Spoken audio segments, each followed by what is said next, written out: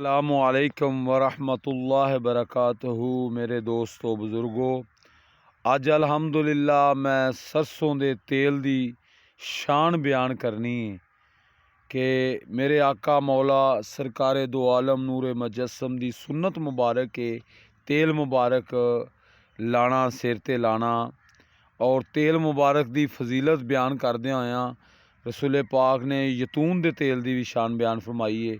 और असी पाकिस्तानी अल्हम्दुलिल्लाह साढ़े को ज़्यादा सरों का तेल है।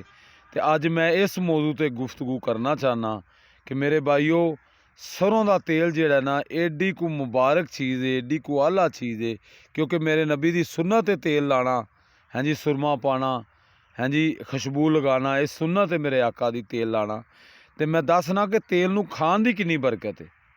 अज जिहड़ा ब्लड प्रैशर हो जाता है, कब्ज़ हो जाती है, बवासीर हो जाती है, मेरे दोस्तों बुजुर्गों, आ जिहड़ी सानू शुगर हो जाती है, ये सारी खुश्की दे नाल हुंदी है। तो इहदा हल है कि सरों का तेल जिहड़ा है उहनूं जनाब मट्ठी मट्ठी अग ते पकाया जाए, विच थोम दीयां तुरियां पाईयां जान, नाल अदकर पा लो ते मट्ठी मट्ठी अग ते उहनूं जनाब उबालो। जदों उबल जाए मट्ठी मट्ठी अग ते, तेज़ नहीं अग ते, जिन्ना तक थोम दीयां तुरियां काला ब्राउन ना हो जाए उन्ना तक उन्होंने काढ़ते रहो।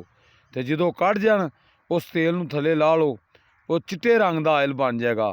उन्होंने हांडी च पा के खाओ, उंज खाओ, इंशाअल्लाह ताला बवासीर, शुगर, अपना जनाब कब्ज़, अल्लाह के फजलो करम दे नाल ये बीमारियां तो अल्लाह पाक शिफा दे देंगे। शिफा अल्लाह ने देनी है, लेकिन सुन्नत है नबी करीम सल्लल्लाहु अलैहि वसल्लम दी तेल मुबारक, सरों दे तेल ऐसी मुबारक तेल है, मैं खुद 2-3 किलो पी चुकिया अल्हम्दुलिल्लाह। तो अल्हम्दुलिल्लाह मेरे सारे मसले, मैदे का मसला सी वो भी ठीक हो गया है, बवासीर सी, कब्ज़ सी, सारियां बीमारियां खुश्की नाल बनदियां ने। तो बनदियां किवें ने?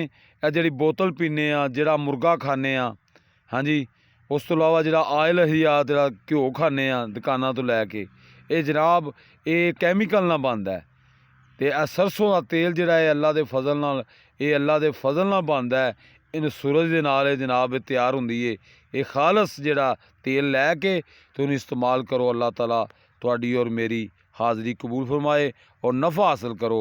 हजूर सल्लल्लाहु अलैहि वसल्लम फरमाया कि अल्लाह ताला ने मेरे गुलामां नूं नफ़े वास्ते बनाया है, इस उम्मत नूं नफ़े वास्ते बनाया है। तो जिन्ना तक असीं एक दूसरे नूं अच्छी गल ना दसांगे, साडा ईमान मुकम्मल नहीं हुंदा। अल्लाह ताला मैनू और तुहानूं अमल दी तौफीक अता फरमाए।